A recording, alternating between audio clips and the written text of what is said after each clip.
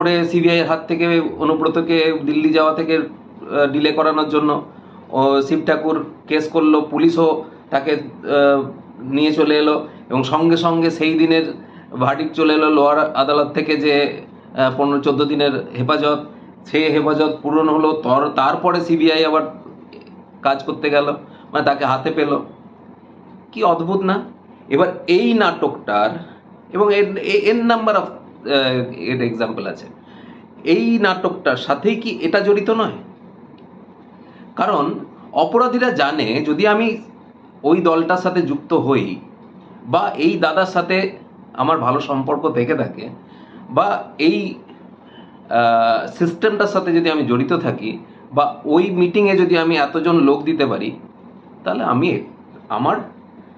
আমি এই জিনিসগুলো করতে পারি, বা এতগুলো টাকা যদি আমি তুলে এই দলটাকে দিতে পারি,